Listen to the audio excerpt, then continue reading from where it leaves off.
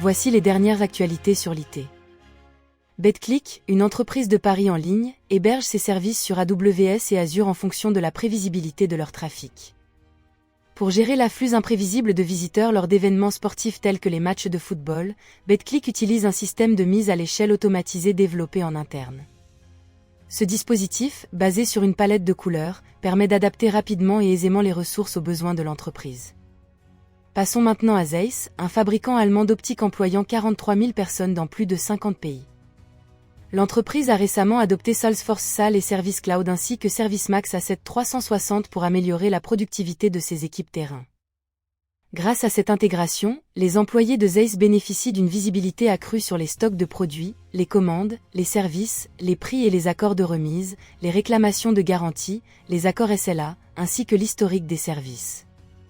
De plus, ce système permet d'automatiser certaines tâches comme l'autorisation RMA et la gestion des stocks, offrant un meilleur service aux clients. Zoom a récemment élargi son éventail d'outils de travail numérique en introduisant une fonctionnalité d'automatisation sans code pour les workflows.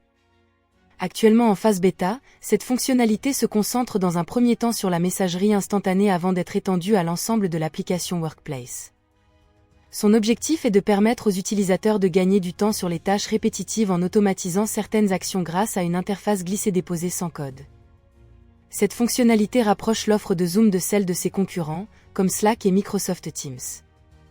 Enfin, SonicWall, un fournisseur américain de solutions de sécurité, a ouvert un centre d'opération de sécurité, SOC, en Europe pour offrir ses services via des partenaires.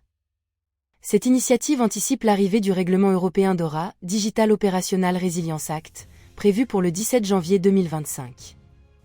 Le SOC stockera les données à l'intérieur de l'UE et fait partie d'un nouveau portefeuille de services de sécurité gérés, comprenant des services MDR et SOC. La création de ce SOC s'inscrit dans la lignée des objectifs de DORA visant à favoriser les prestataires présents dans l'UE et à imposer des mesures pour limiter les perturbations causées par des défaillances ou des cyberattaques informatiques.